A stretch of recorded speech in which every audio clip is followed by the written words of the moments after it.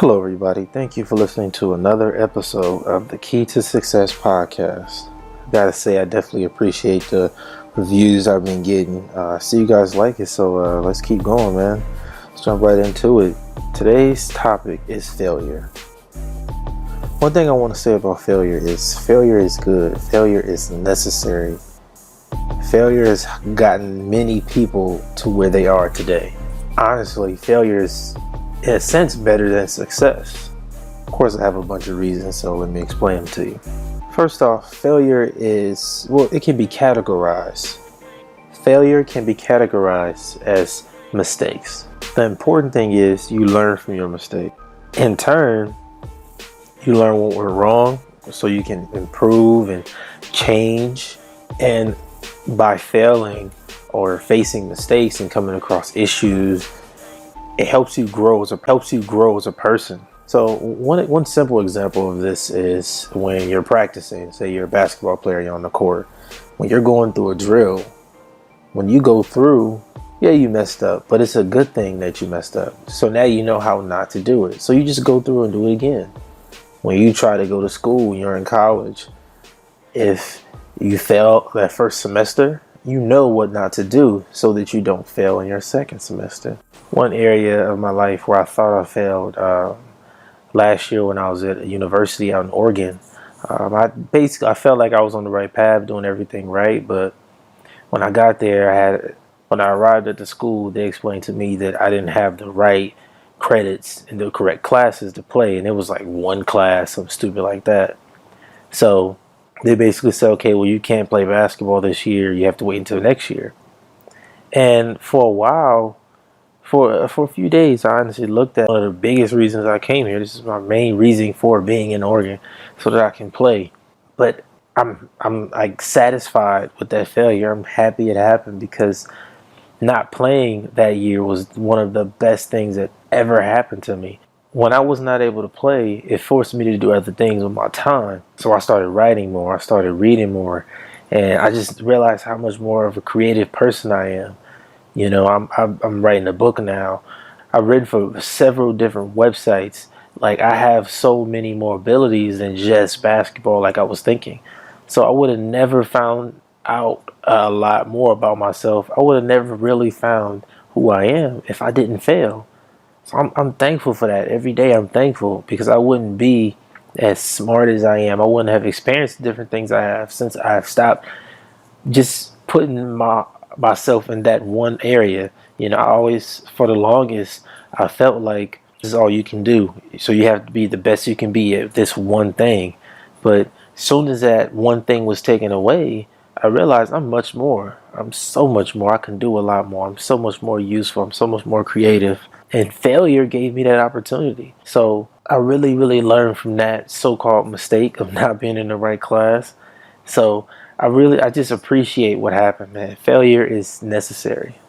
Failure teaches us lessons. One important thing I heard Warren Buffett say, and it was just one of the most amazing things I heard. Really simple, but when you think about it, it really puts a different perspective on things. He said, we only learn from mistakes, but they don't have to be our own. That's very, very important in life because we always have people around us, and especially with the internet and social media, there are millions of people, and honestly, it's a lot of people who are trying to do the things we're trying to do. You know, a lot of people are in the same realm of business and the same professions and things like that. So if you pay attention to what it is that they did, you shouldn't repeat their same mistakes. If you learn from their mistakes, just pay attention to those around you. I'm not saying you dissect their life and try to measure their life with your rule. I'm not saying that. What I'm saying is you pay attention to what they did wrong. If you see you're in college and one of your friends gets kicked out of school, you should pay attention to what they did to get kicked out of school so that you in turn don't do what they did and end up getting kicked out of school. Common sense. But when you put it in every aspect, it can really, really change the way you look at life. But you pay attention to other people's mistakes so that you can learn from them. If they mess up, you shouldn't mess up the same way right behind them. That's not smart. Another good thing about failure is it forces you to grow. So when you fail, what happens? So if you go and try out for the team, if you apply to a college or whatever you're doing, when you try to do something, when you're trying to get somewhere, if you don't make it, if it doesn't work out, if things don't go your way, you're automatically forced to sort of face reality. And part of that reality is realizing, okay, I did something wrong. That's the main thing is, okay, I did something wrong. And then you look, okay, what did I do wrong? This even applies in relationships. You were in a relationship for 3-4 years and things didn't work out. Okay, why didn't they work out? Sometimes we have to look at our mistakes and our failures and realize, okay, I made a mistake here, here, and here. I need to fix that. And a good thing I like about failure is this the opposite of comfort, because comfort brings laziness. When you're comfortable, it's easy to just kind of relax and chill, and you kind of lose the fire in you. Like, you ever noticed how when artists, rappers, singers, whatever, they have a certain type of hunger about them before they get discovered. Their music is amazing to you before they get that record deal. But as soon as they get signed, their quality of music just declines. That's mainly because they lost that hunger. They feel comfortable now. They got a record deal. They're getting paid a lot more. So they don't have the hunger that they would have if they were just tweeting their SoundCloud link and just trying to get people to notice them. Now that they have a little more fame and notoriety, they lose that fight that you really love them for. And a lot of times it affects their music as well. So you can't get comfortable. We heard the saying, don't rest on your laurels. And I think a lot of people do that. And that's a bad habit. That's why it's important to, like I said before, always set goals. And set small goals. But mainly learn how to deal with failures, because they will happen. It's a part of life. Everyone fails. Everyone has failed in some form or fashion. We all know about Steve Jobs. He lost millions of dollars creating the Lisa and with the company Next. I'm pretty sure you have no idea what that is, but Steve Jobs is the same guy who is the creator. Steve Jobs is the same guy who created that iPhone you have or the MacBook that you see. He's that guy. And he dropped out of school. He was in college just going to random classes, just learning. So failure isn't the way we see it most of the time. Another guy is Nick Woodman. I know you don't know who that is, but he's the guy who created the GoPro camera.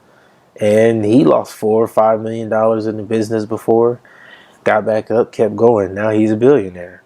So failure really just affects you. It depends. You have to look at life differently when failure happens. Another guy, James Dyson. Yes, Dyson, the guy who makes the vacuums. He created over 5,000, to be exact, 5,127 prototypes before finding his creation. Now he's worth $3 billion. So that just shows you that if you have a determination, you can do whatever you want to do, but you can't look at failures and constantly put yourself down. And that's my next point. You have to fail well. And fail well is an interesting concept. It's sort of like a shooter, a basketball player shooter, like Steph Curry. Steph Curry is such a great shooter because he is unconscious. He doesn't remember missing a shot before. He just knows, I have to make the next shot. And he goes and takes the shot. That's it. The main thing about failing and life in general is you need to be unconscious when something goes wrong. Okay, whatever, and just keep going. You can't spend too much time feeling sorry for yourself, and it's okay to get frustrated. It's understandable. But people who fail well, the billionaires, the millionaires out there, the people with the Fortune 500 companies, they know how to fail to where they learn from their mistakes. They learn from people around them who made mistakes. And they aren't too hard on themselves. You have to be unconscious when it comes to failure. If you're in real estate and 50 people say no, you have to find that one person that's going to say yes, and you just keep going until you get there. That's not failure. Failure almost in a sense doesn't exist. It's sort of a worldly thing to let you know you didn't make it the first time. But I use failure as a measuring tool. I don't look at failure and say, if it didn't work out, I'm a failure, my life is terrible, and really down myself. I look at failure as if, okay, it didn't work out that time, I did something wrong, now let's go fix it. And I'm going to go back to it. That's how you have to look at failure to get to the next level. Failure is something that we all must deal with. Failure is something that we all must deal with. It's something that we as a society can never escape because it's always going to happen. But it's really about how you respond after the failure happened. Because I just named a bunch of millionaires and billionaires and some people you haven't even heard of that just have all the money and comfort in life. But at one point in time, they were struggling. You know, some people are struggling to pay bills, struggling to get to class every day, struggling with health, you know, a lot of different things. And it's all a part of life. But if you learn how to fail, your life will be 10 times easier. I guarantee it. So that's the episode for today. I'm your host, Chris. You can find me on Twitter at I'm Just Greatness. Got to give a quick shout out to KC Mob. Thank you for the review on iTunes. Everybody, please go to iTunes, leave a review, subscribe, listen to the show.